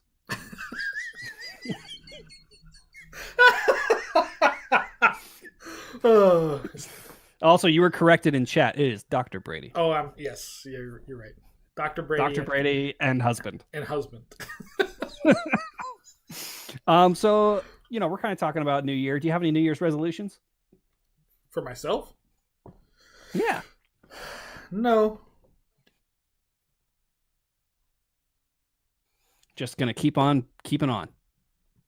Yeah, I'm not a New Year's resolution kind of guy. Again, it's an arbitrary date. It means nothing. There's nowhere to go but down. Correct. I do want to actually start to get us back together in person a little more often. That's the only thing I've thought about, but it wasn't New Year's specific. Other than Christmas is over, let's restart, and we proved get over the typical winter lull. Yeah, we proved that we can get together back in November, prepping for this contest. If people don't want to go, don't go. I don't give a fuck. But those of us that want to play together, and we'll, if you want to show up, great. Well, we were pretty cautious. Yeah, we spread out. People wore masks that were like drummers wore masks. Blah blah blah. What are you gonna fucking do? We drank a lot so that we kill any virus or bacteria entering our mouth. Yeah, that's really the secret. Is you got to put a lot of alcohol in to kill. Right. any potential bacteria. Yeah, so we did all that. We did all the precautions. We drank a lot. I think that was it, really. But yeah. But I think we could do it. Maybe maybe twice a month. Maybe and I need to get clearance from places that we can actually get together. But, obviously the wintertime here is not as bad as most places, but you still don't want to play outside at night for sure. Yeah. And you don't want to. It's going to be dry and cold, so you don't want to subject the instruments to that. Yeah, it's gonna ruin everybody's instruments. So we need to be able to play inside and big rooms kind of thing. But we can do that. And even if it's shit, we have the mentality of what we were a year ago, without, because that's what we feel we can accomplish. But yet, the reality is, it's been a year of doing nothing for most people. Very little anyway. So there's a little bit of figuring out the balance as a leader, what am I willing to subject myself to, I guess, but also trying to be reasonable. How much ground have you lost? Yeah, and I imagine it's a lot, and it's trying to recalibrate what to expect, I suppose. So yeah, I can see that. So but you got to start somewhere, and I think we got to make a move towards getting together again in some way. If nothing else, just to get people to take the goddamn instrument out of the box. Right. I mean, a lot of people say that. I have nowhere to practice. I live in an apartment, and I don't really want to go to the park or whatever, especially in the wintertime. But, and I suspect that's an excuse, but it's viable. It's who wants to do it? What's the point? So we're not doing anything. So why am I doing this? Unless you're one of those rare few that just purely enjoys jamming for jamming's sake. Yeah, I mean, because we're gonna have to look at what's going to be the concert situation. We do a concert in November typically. Mm-hmm. That is completely up in the air. Normally we'd be at least preparing and thinking about it by a year beforehand. What's going to happen next year is in the thought process, and I haven't even crossed my mind. Yeah, I mean, we'll probably start considering repertoire, musical numbers, new tunes. Can we do that? Because everybody's so far out of whack, nobody's practiced. really much. I mean, what's the fucking difference, right? Like, Well, it's a whole different thing. what's like for me? It's like, what's the fucking difference between the new set that I give you that you have never played and the old set that you haven't played in a year? Like, That's true. like, oh, well, I gotta learn new tunes from scratch. Like, bitch, you don't know the ones that we fucking play now. That's true. That's a very good point. So, what's the difference? Yep, absolutely. I'd much rather teach someone a new Strasbay or a 4-parted Strasbay for the MSR than like listen to them fuck up the same tune for 2 years. Correct. Yeah. It's like, all right, well, tune's out. There we go. I have removed the cancer from the set. Just to bring in a new cancer, but that's okay. At least for 6 months, we'll have hope. We'll have that. Maybe if you like this, well, yeah, at least for a few months, you'll be getting it wrong because you're learning it. Correct. Versus just being shit. Versus just getting it wrong because you never took the time to learn it. Right. So the hope of us, like our side, will be hopeful instead of just fucking miserable. Maybe you'll like this one enough to fucking practice it. Does anybody like any Strasbays enough to practice them? Really? Unless we had to. I like Strasbays. I will say this. I can't just shit talk the band that shall not be named. Overall, we actually have developed a pretty goddamn decent Strasbay feel. We have, yes. In our pipe core, and our drum core is kind of catching up to it. Yeah, they're figuring it out. The drum corps still doesn't seem to fully understand how a Strasbay is supposed to sound and like what the rhythm of a Strasbay is, but the pipes are fucking driving those Strasbays. Yeah, no, we do have that. Yep. And again, that's dojo philosophy. Play to the beat, play ASAP. That's all you got to fucking do. At our level, they're not looking for grade 1 fucking craziness. They're just looking for togetherness and good treatment of dots and cuts, essentially. Yeah, and you can fake your way through a Strasbay pretty well that way. The drummers are still figuring it out. I say to the students often, right before they roll their eyes at me, play it like it's fucking music.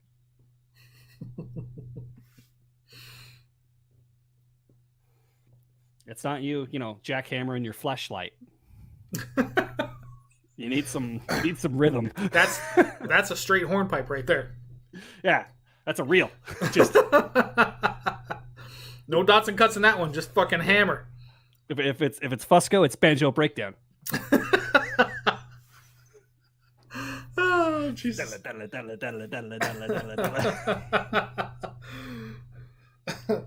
me tell you. Let me show you something here. The old. We're still broadcasting, so it better not be your penis. The old back. No, I won't show it. The old back end of the old practice chanter. It's got a pretty nice hole. You know what I'm saying? Bloop. Just saying. I never tried it. Also, if your dick fits in there, I'm sorry. Well, Joe Brady can handle it. I'm sorry, guys, if your penis fits in your chanter. Needle Dick McGee over there.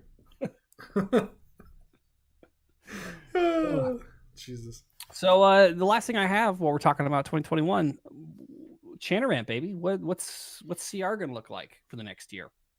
We survived. We kept the show going for a year. Yeah, with absolutely nothing to talk about other than the first 2 months. How the fuck? We managed to still create 52 weeks of dick jokes. And even theoretically, at our best year yet, we had some of our best guests. Stuart Little. Yeah, it's because they had nothing better to do because they were stuck at home. Yeah, if Stuart had actually something to do, he would have not. I'm sure he wouldn't have done the show. But hey, he still played the Glenfiddich, so What else do we have? Oh, we had our great summer series of fucking Trevor. We did that whole like June, July America Fuck Yeah with Aaron Shaw and Trevor from Pasadena. That was really good fun. That was a great session of shows. We pissed people off and numerous times throughout the year as well. But I thought so how we pulled it off, I have no idea. But the point being that we can't do it on our own forever, can we? No, we definitely are going to need some backup. We need backup, and that is the point of this segment. The call for backup. So, yes, you heard it here first, folks. The Chanarant team is looking for some new members. Yeah, nobody gets paid, neither do we. So deal with it.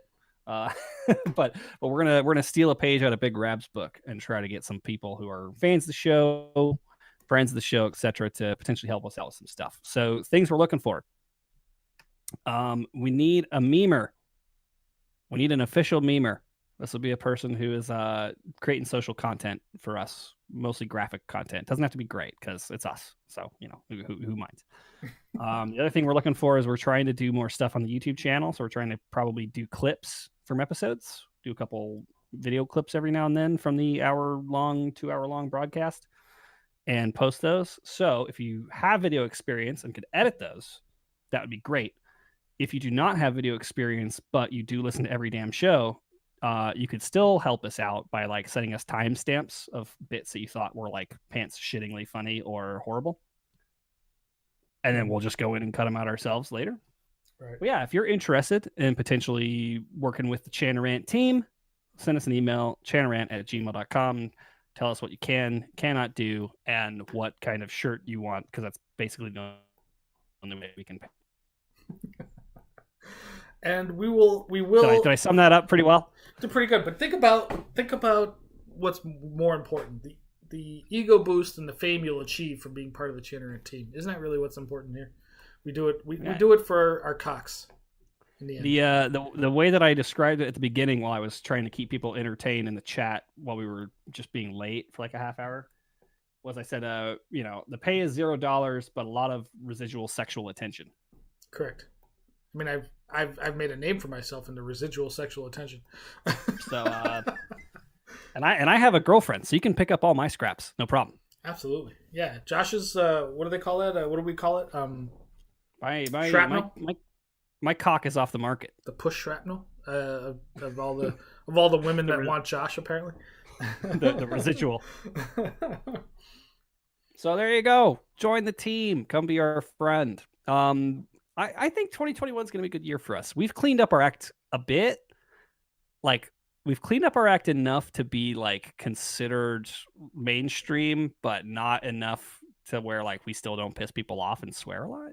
So we found a really happy middle ground. Wait till the giant pipe band that podcast girls that with the what is it called? About the big rab.